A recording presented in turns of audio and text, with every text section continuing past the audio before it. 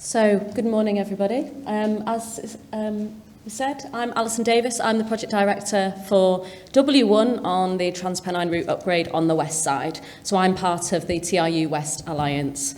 Today we're here to give you a little brief overview of what we're doing on TRU and also the benefits that we're going to give by you being innovative and using digital technology. TRU is a huge programme of work with an awful lot of people working over this project over a number of years. We're going to try and make it as safe and undisruptive as possible, and also giving back to the route asset managers and Network Rail as an infrastructure owner the best possible product. So these are just a snapshot of all the people that we will influence over the next few years.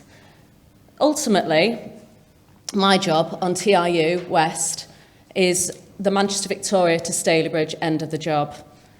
We're going to be able to connect an awful lot of passengers with a better service across the Pennines. So from Manchester Victoria coming out to Stalybridge, we are currently 2 stages out of 4 complete. By the end of this year, we will have a fully electrified, energised railway that you'll be able to get on a train from Manchester Victoria and back again by the end of 2024 when the timetable changes. TRU West 1's scope is not just electrification, it's also recontrol and re-signalling. We are currently about to embark on a 26-day blockade on the 11th of March. And I'll just show our little marketing gif that we've got here, so if I press play. You might have seen on some of the stations along the route that the Trans-Pennine route upgrade have got quite a few nice marketing campaigns, including this that I've seen on YouTube a few times. But the top and bottom of it is we start a major blockade on the 11th of March for 26 days. And that is my prime focus at the moment. We are a very small part of, obviously, a wider programme. However, we are first out the blocks and we're on our way. This is just a little bit of a snapshot of what we're actually going to be doing during the blockade. This is what we call a blockade on a page, and I use this a lot at the moment. But it basically identifies all the quantities involved in everything we're doing. My key priority on that blockade is not just delivering all those outputs, but it's keeping the workforce and the hundreds of people that are taking the time out to work on the project safe. That is my key thing. And we do actually have we've had a few safety stand-downs recently, and also we got a whiteboard meeting next week at the Etihad where I will be presenting a safety moment, so that's my key focus at the moment. I'm just going to hand over now to Raymond, who will be talking more about digital construction and all the techie bits that are out of my comfort zone. So thanks very much, Raymond.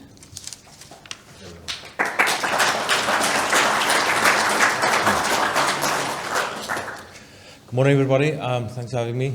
I'm Raymond Castelyn, so I'm leading the digital construction on Trans-Pennine itself.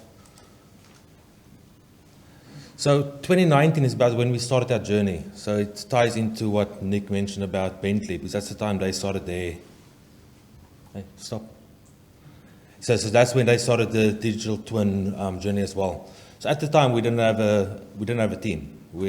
It was effectively just me. So we had to put a strategy together. Why do we need digital? Why do we need transformation? What's the benefits we can have out of it?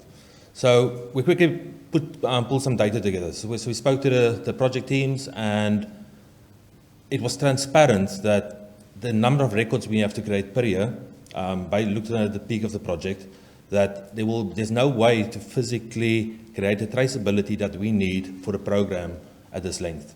One of the highest risks that I actually brought up at the time was staff turnover. So if we look at 3,500 staff, and we started with, say, 1,000 at the start, we'll probably only finish with 100 people at the end of the project that started. So if all this information is saved on people's computers and on their laptops or just in their head, there will be no way for anybody down the line to actually pick it up. This also ties into what got mentioned earlier about that shoot, that was interesting. So if the information got passed over, it's lost forever. So part of the strategy was really looking at the problem, and that's information, and then how we can actually ensure streamlining it and passing on to the next stage. So it's clear that the current working practice weren't sustainable, and we needed some change. So at this point in time, we put a business case together, went to Magnetic Rail, and we got a little bit of budget to put a small team together and do a few proof of concepts. And that actually grew into the bigger TRU. What we're looking at now is actually data from a study done by McKinsey. I think it's 2015. This thing's automatically going through. This is 2015. McKinsey did a study looking at all industries. Calm down. They looked at all industries, and construction was second. Majority of people will know about this study. Was second least digitized. It was only fishing and farming, I think, that was below us. So something had to change. I think we were like 8 away from IT that was the top. So a lot of the strategy is based on using some of the lessons learned from IT infrastructure. So how we can have the data flows. And the most shocking stat on here is looking at the productivity trend in construction. So we're currently standing at minus 3.5% productivity over 10 years, where the rest of the industry across everything has got a 7.7% gain. So effectively our net loss is closer to the 11-12% behind all the other industries. The study also pointed out that there's an opportunity to gain between 50 and 60% on productivity and then a 15% cost saving. A very easy way to explain this is if I can save everybody 1 hour per day, every business will immediately save 15%, no matter what. So then the thing is you need 15% less people, or you can do 15% more work with the same workforce. So it's a different way of looking at it.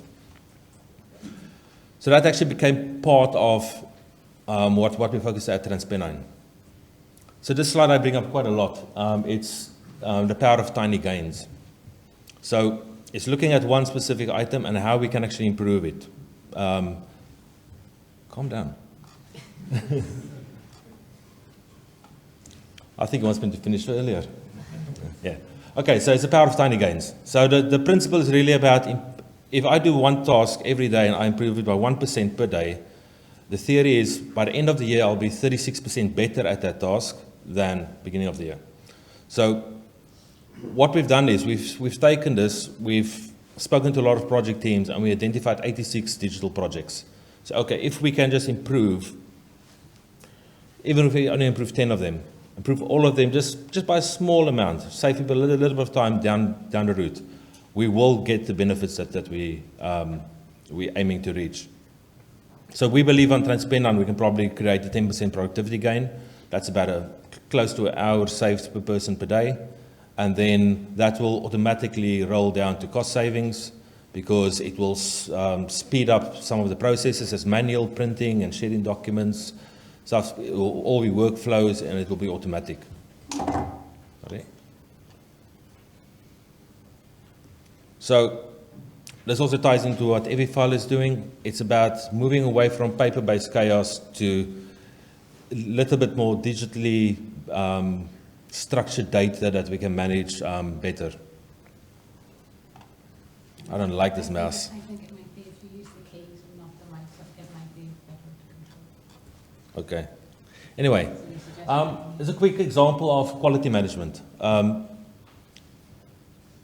People are not used to quality management. It might not resonate to you, but the thing is just to give a bit of a process map, what we need to do and how complex it really is to digitize a full quality process.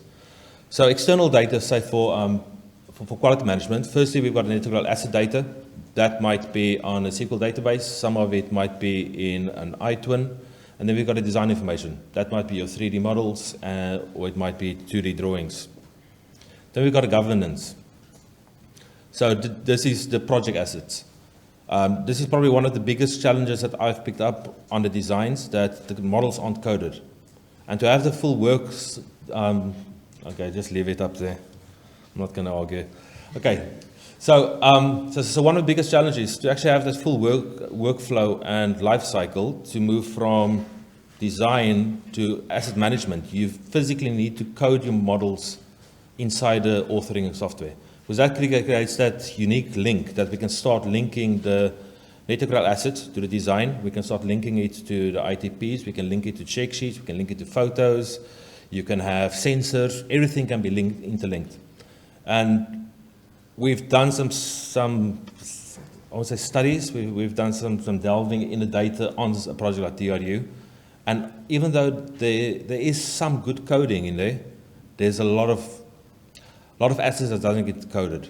And it just breaks it down. So you can't rely on the source of truth to be correct, because you might only get 50% of it correct, the other 50% doesn't exist. So I would say the first part is really about asset coding. Asset coding is number one, and then it just flows down to everything else.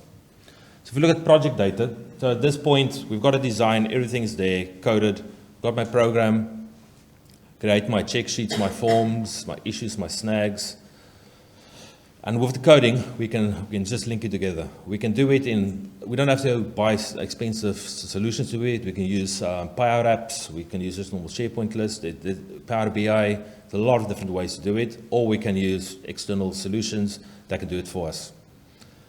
And at the end of the journey, this is where what we're aiming for, is just the assurance, to hand it over to the client. And that's about having that sign-off check sheet linked to the assets. So we can say, this asset is complete, here's all the forms, everything in there, it's linked to the material assurance records. And at that point in time, we know it's validated as complete. And at that point, we should be able to click one button, that's always been my aim, one button, click, generates the file, and then it exports it to the client's asset management solution. And eventually the health and safety files. It'll just be a package. So our focus is really everything on the left. So everything that happens underneath the hood, all the machines, the mechanics, the workflows, the complex stuff. Try to streamline it as much as possible and try to link all the different solutions together. And for the project teams itself is giving them the right information at the right time. So they can use control rooms, they can use interactive boards, they can use Power BI dashboards, 4D animations, and just querying and trying to improve the productivity of the project. And then we've also got a BIM cave, again, where we can do a little bit more immersive environment to deal with the information. I'm going to pass to Sherwin now. That's just going to give you a few examples of how we implemented the strategy so far. Thanks, everyone.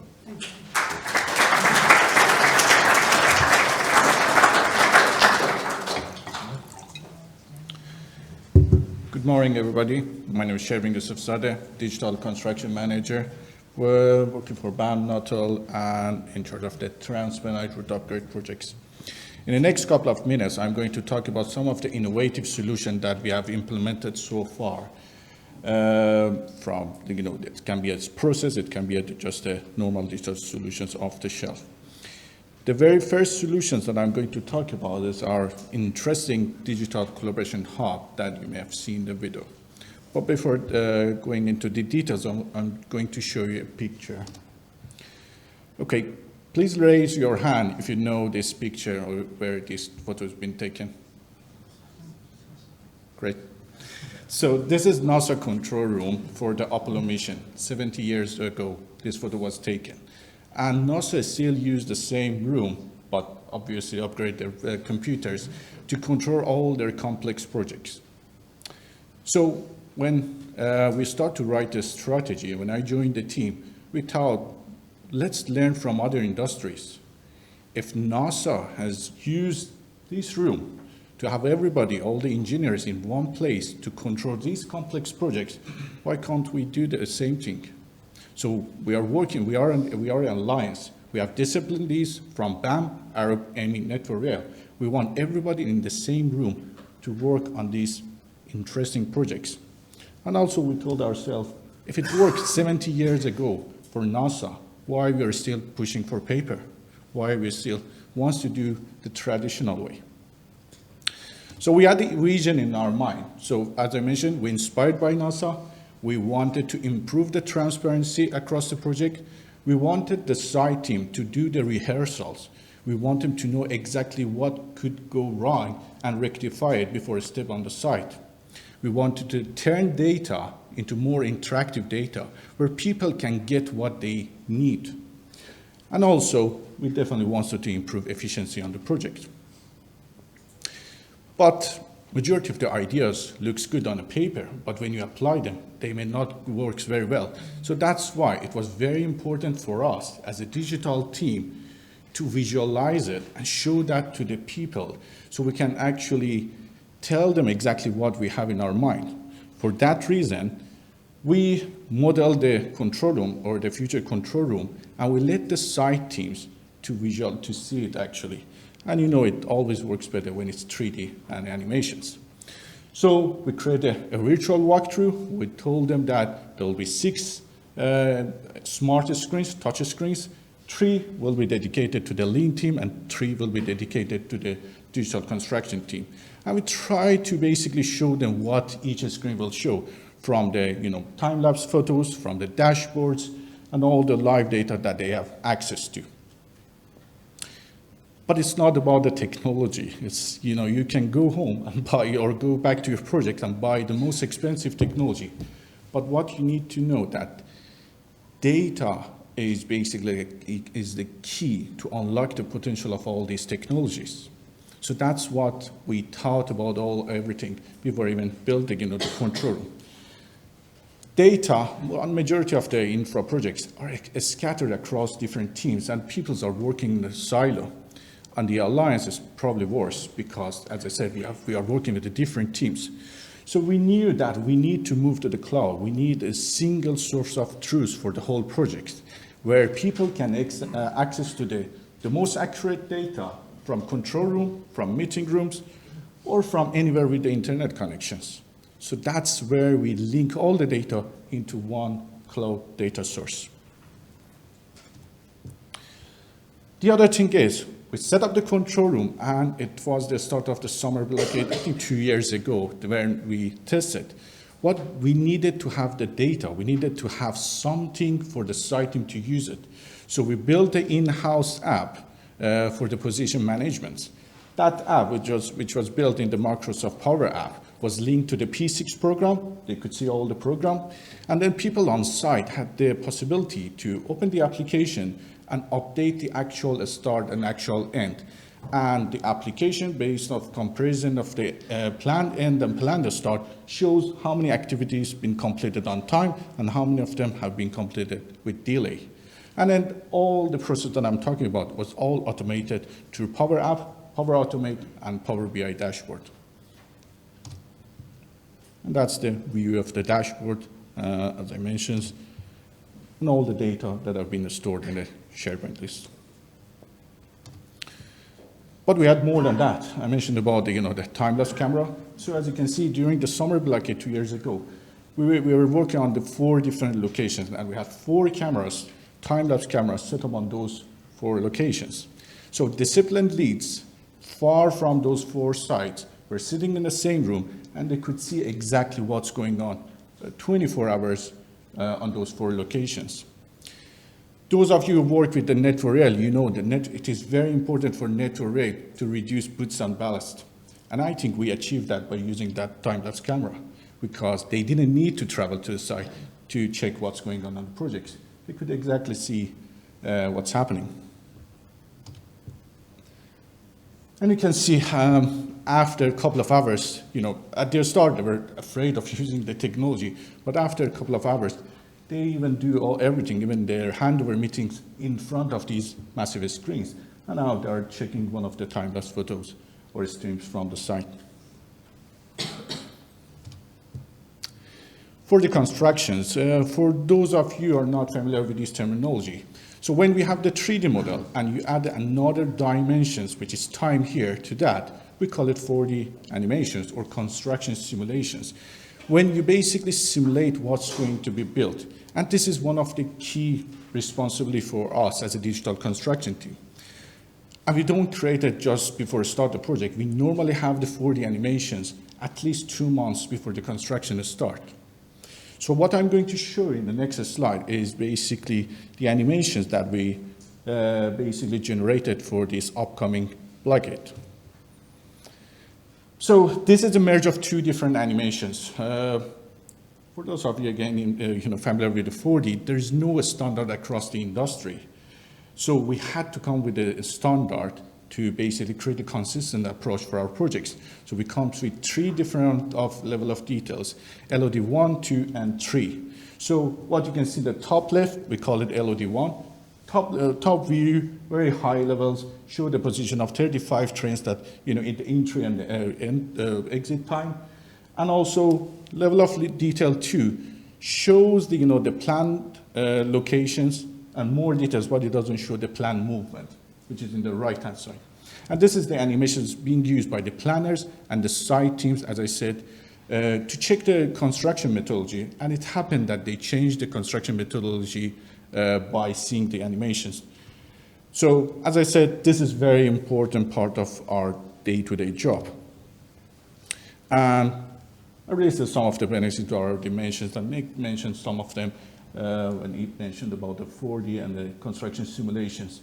It definitely improved the health and safety on site because, especially for the juniors engineers, they can see exactly what's going to happen on a day-to-day basis, and they can see all the risk and hazards on site.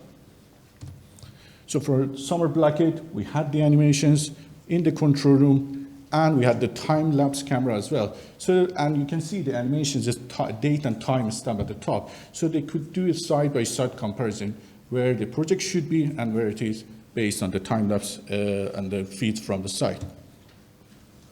And we had the animations on the 3 screens, so clear for everybody. I love this photo. I always use this in my presentations. So basically, left-hand side is a screenshot from the animations, the 4D animations, and in the right-hand side is the actual photo taken on site, and there was only 10 minutes difference from the time that we expected to set up that concrete beam where that photo taken. So, some other solutions. Beam cave, so immersive room. We set up an immersive room on site where it can be used for the design review, it can be used for the health and safety induction, and for site inductions. The reason we went with the immersive room, when we set it up, we wanted to use VR or virtual reality headset, but it was in the middle of the pandemic, so we couldn't, or it wasn't safe to share one headset with everybody. So we actually turned one room into the immersive environment. So that room is at the Gorton Road office. People can use that for the design review, and you can see we can have the 4D animations running on that as well. You can see the program in the left-hand side and the animation in the right-hand side. It was noted that the animation that I show you about the 4D, it's not a fancy animation created in the 3D Studio Max or Rhino. It's a model that we use from the iModel, or the model that's been designed, and that's been linked to the program. It's not just a fancy animation created for that. The other solution that we are using is to visualize the buried services. So we are basically, it's a quick video, I'll show you. Basically use your phone or a smartphone or a tablet, or you can use the Microsoft HoloLens to basically visualize the buried services on site. Again, the model is linked to the iModel, so we are not uploading, it's not the outdated model. It's directly linked to the digital twin that we have. Another technology that we have or we are using is a HoloBuilder. It's basically a platform to capture 360 photos. Fantastic tool to reduce the travel to the site because design teams in Scotland can see exactly what's going on the projects or actually see the surrounding area on the projects. You can do the side-by-side comparison, but we did a ROI report, and the ROI was great for the first year. And also we noticed that people are using this platform instead of traveling to the site, so to reduce the travel significantly, which improved the sustainability on the project. And what we have achieved so far was, so the TRUS project's been awarded the most innovative infrastructure project of the 2021, 2022, and to be honest, we have been asked to not enter into the award again because we're probably going to get it again. And we got the award for the collaborative working 2022, and the most prestigious award in the construction industry. You probably know, I call it the Oscar in the construction industry, the Construction News Award 2022. What I would like you to remember after this presentation is what I've shown you is not for the massive or major projects. majority of the technology that we have implemented are scalable. If you are working on a smaller projects, instead of 6 screens, you can deal with 1 screen. The other solution that I've shown you, they are not expensive, they are not for the major projects. You can use it on your day-to-day jobs as well. So think about that on your way back home, how you can digitize or bring technology to your projects. Thank you very much.